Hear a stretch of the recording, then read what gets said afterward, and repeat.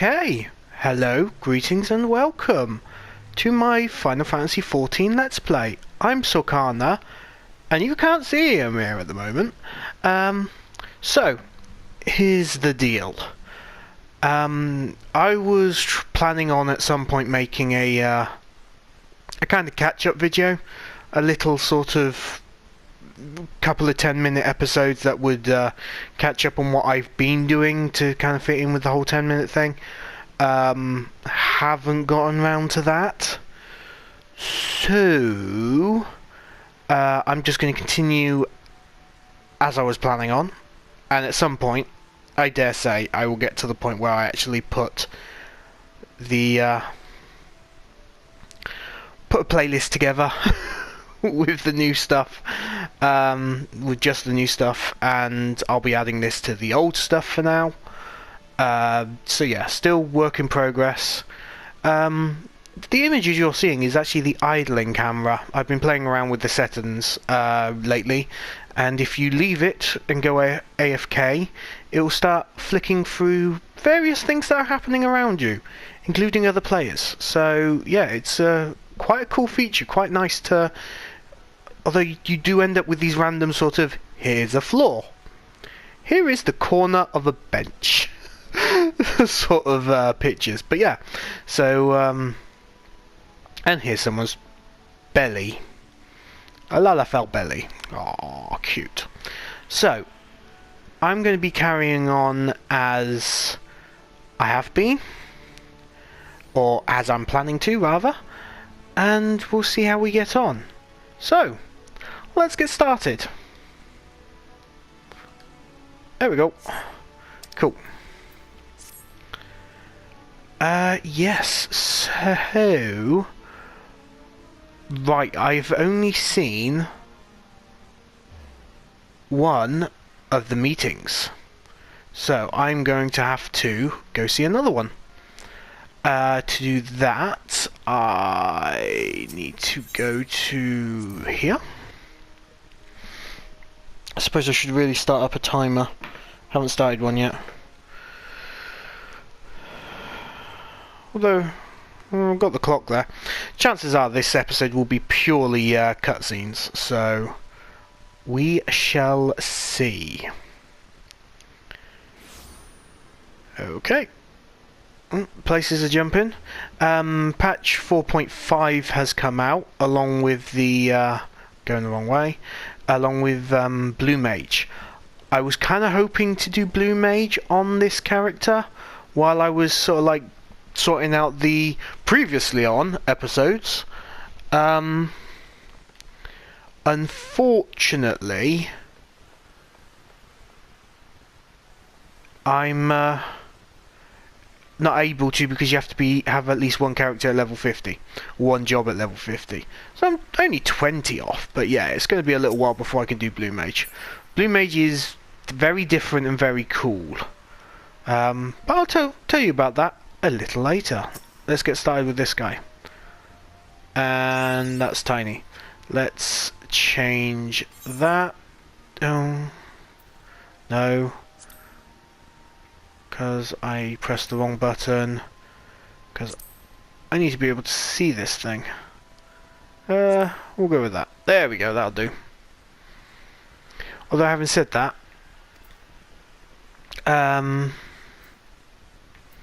maybe 100 might be better. Anyway, I'll read what he's got to say. Here to attend the remembrance service. Be quick. The Admiral is due to give her address at any moment.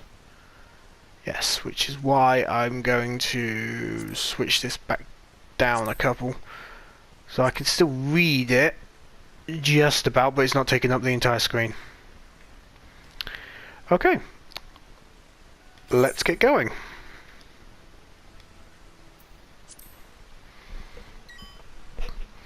And I'll turn the mic off so you don't hear me breathing.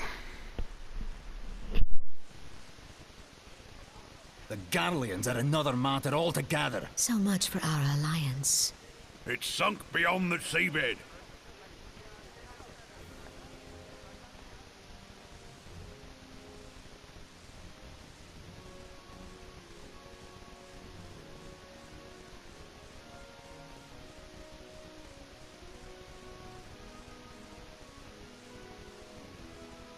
Brothers and sisters of the sea, hearken unto me. Look upon this, our mighty crimson standard, and tell me your hearts do not swell with pride.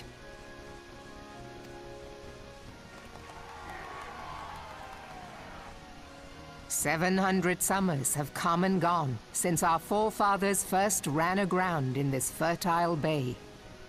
In that time, guided by the Mother of Oceans, Limsa Lominsa has grown from humble fishing village to uncontested ruler of the 5 seas and beyond.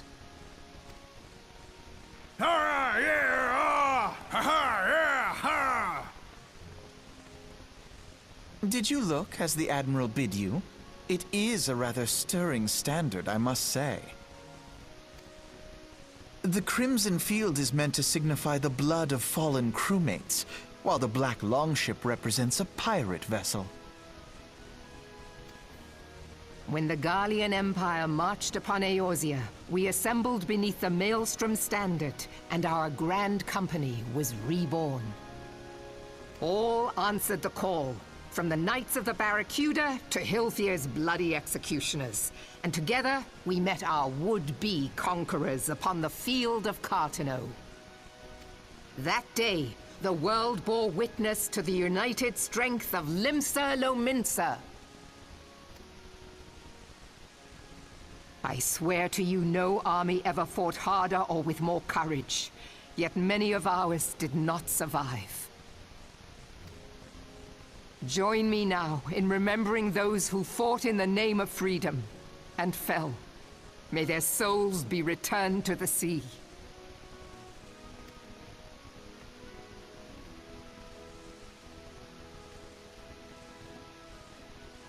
Freedom.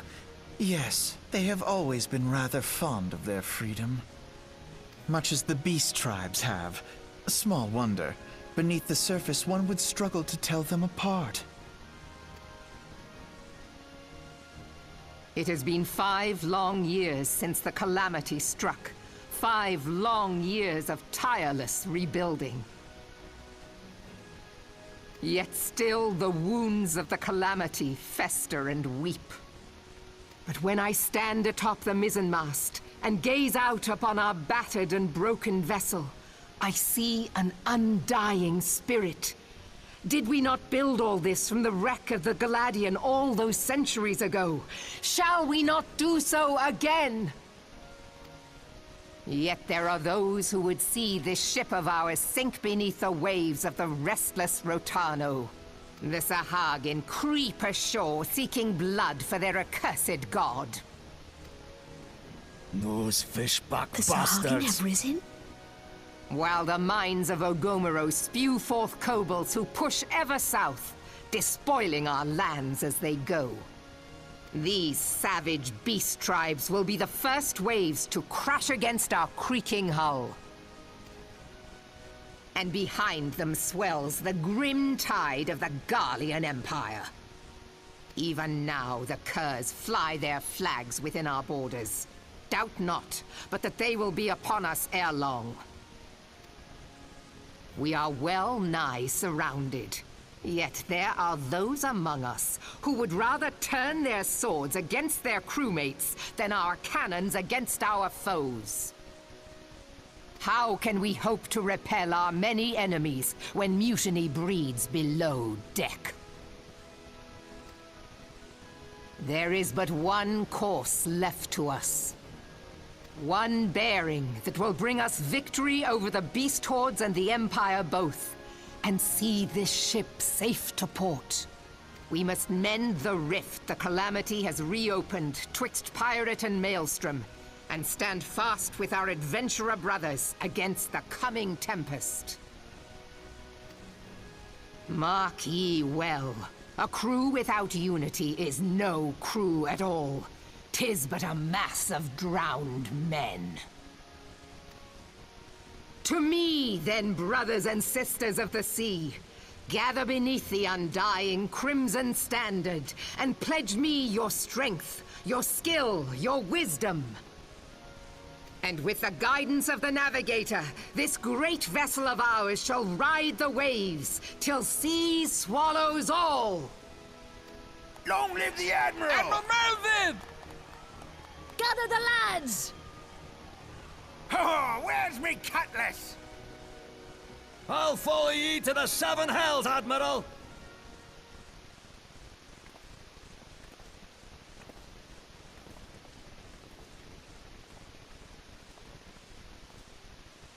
Fancy meeting you again.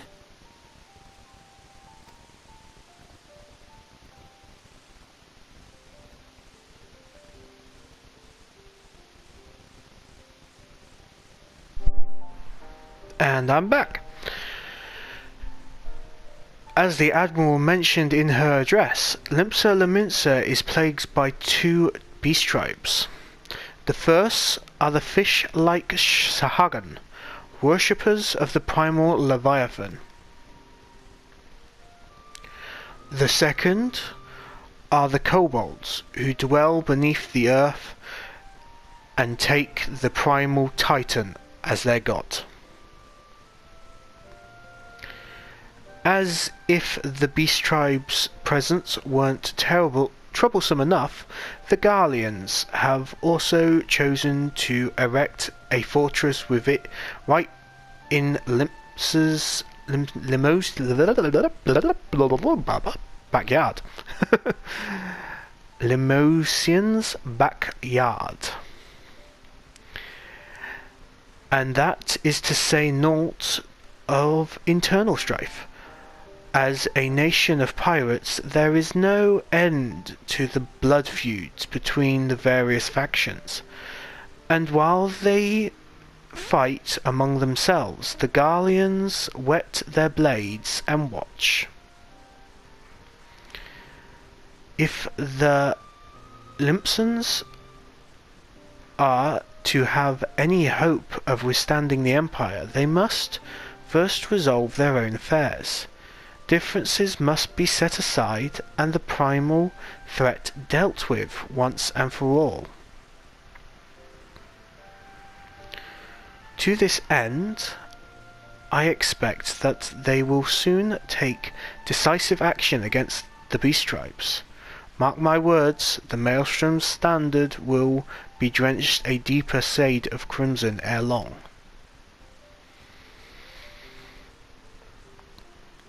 That a capable adventurer like you would be a valuable addition to their crew is beyond question.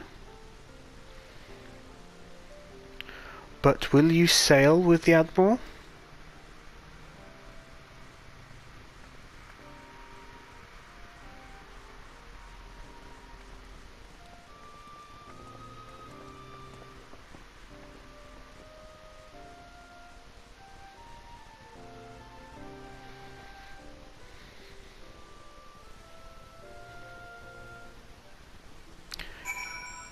Well, there we go. Just between you and me, I do think out of the three female leaders of the starting alliance, the Admiral is hot. So yeah, no, she's a bit tidy, that one. I do like her. But anyway, that is a 10-minute episode. So, I have been Sokana. This has been Eomir, and I will see you in the next episode. Ta-ra!